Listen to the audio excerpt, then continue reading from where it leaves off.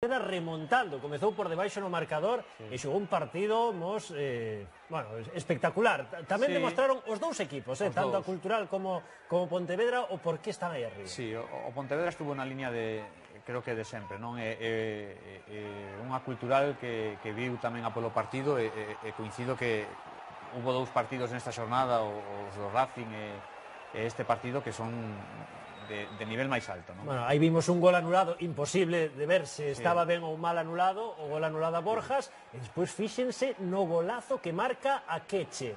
Este xogador, bueno, como Borja Iglesias, como de Joselu, como tantos goleadores que hai neste grupo que igual están merecendo oportunidade un pouco máis arriba. Bueno, despois o Pontevedra, a clave foi que reaccionase, primeiro con esa ocasión de Borjas, e despois co penalti que lle fan ao propio Borjas, cada vez xogando máis cómodo. Eu creo que cando estes dous xogadores, Borjas e Carnero, están tendo o entendemento axeitado, é unha dupla temible na categoría. Os dous teñen moito gol, además eu creo que son compatibles. Sí. Porque son de diferentes características e aí o Pontevedra pode sacar moito proveito destes dous xogadores. Fíjate, Carnero para recibir, para xogar cos compañeiros, Borja neses desmarques de ruptura. Bueno, unha parella interesantísima. E aí estamos a ver o gol do empate, minuto 43 da primeira metade, e non perdades a acción do 2-1. Foi no minuto 13 da segunda parte.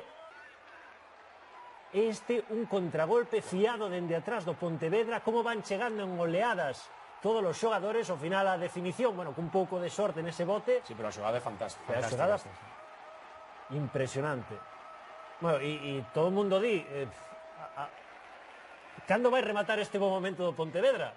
Igual non remata. Bueno, eu creo que cando levan tantos partidos dando un bo nivel, a cuestión teria que ser ao contrario, é dicir, este equipo ten teito porque está sempre dando un nivel tan alto que a mí dá a sensación